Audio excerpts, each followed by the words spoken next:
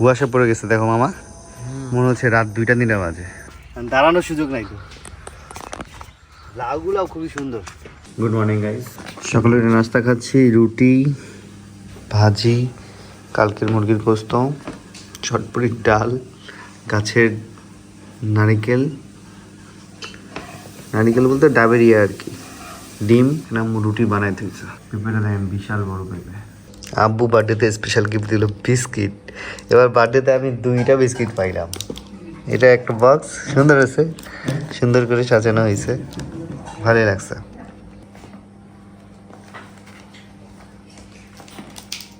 Plastic দিয়ে পেঁচানো।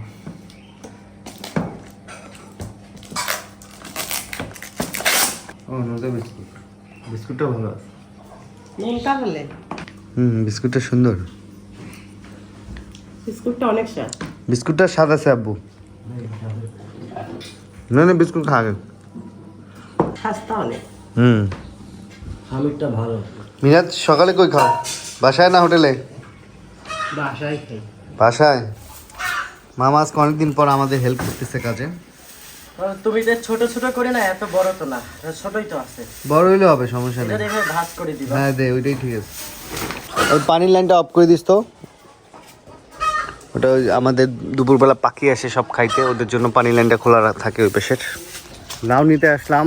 লাউয়ের বাগানটা হচ্ছে 2 দন জমির উপরে, বিশাল বাগান, মানে মাথা নষ্ট বাগান। প্রথম এত বড় বিশাল বাগান দেখলাম। এর আগের বাগানটা আরো ছোট ছিল না ভাই? এই যে দেখেন, ওই মাথা পর্যন্ত, এই যে এখান থেকে দেখেন ওই মাথা পর্যন্ত, শেষই হয় না, একদম ওই মাথা পর্যন্ত বিশাল লাউ বাগান। লাউ বাগানে ঢুকতে হলে মাথা নিচু করে ঢুকতে হয়, কোমর টোমর ব্যথা করে, দাঁড়ানোর সুযোগ নাই তো। লাউগুলাও খুবই সুন্দর, লাউয়ের সাথে বাড়ি। লাউ গাছ আজকে লাউ পারছে প্রায় 300-400 লাউর মতো। এই লাউ সুন্দর, দেখেন কত সুন্দর, সেই দেখতে লাউটা একটু বাঁকা আবার উঠা। ভোরবেলা 300-400 লাউ কেটে নিয়ে গেছে। লাউয়ের বাগানের ভিতর ঠান্ডা, বাইরে রোদ, কিন্তু এই ভিতরটাই ঠান্ডা। লাউগুলো কি সুন্দর হয়েছে, কচি কচি লাউ সব।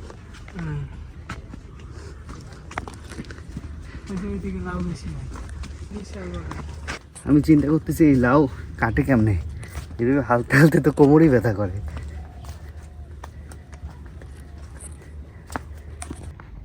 এই যে দেখেন লাউ সব ঝুলে ঝুলে আছে।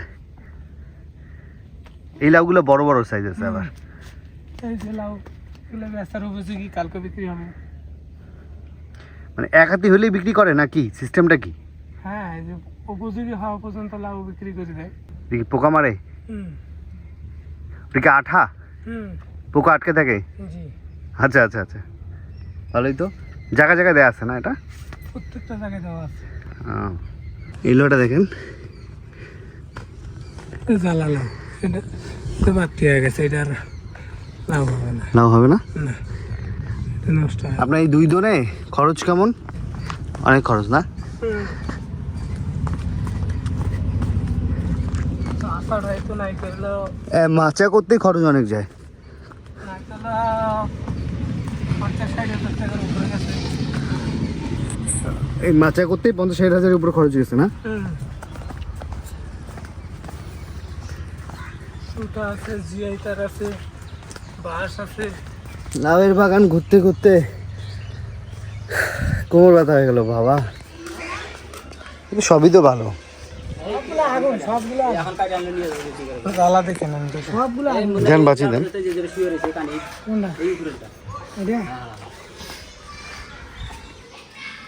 এটা জ্বালা আছে, এটা নিতে পারেন। এটা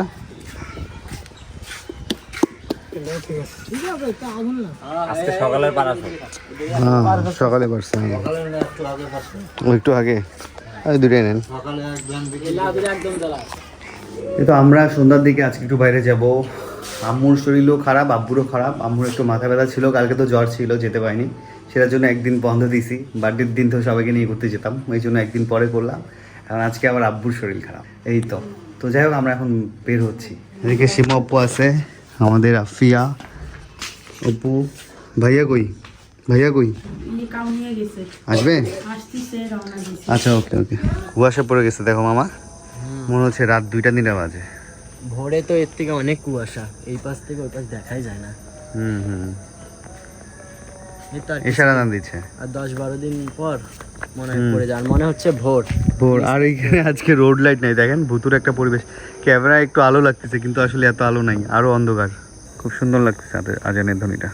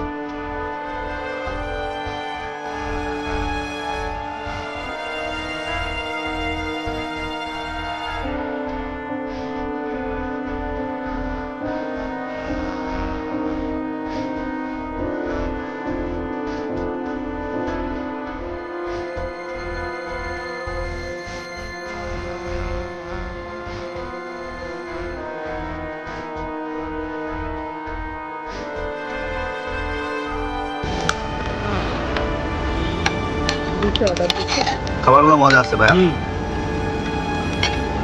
অনেক ভালো। আচ্ছা। আমরা খুব সুন্দর পরিবেশে খাচ্ছি, রাতের পরিবেশ, সুন্দর বাতাস হচ্ছে বাইরে। লাইট নিভাই দিছি। আমরা ক্যানেলে ডিনার করছি। অনেক মজা। না খাইতে ওই অনেক চল তো।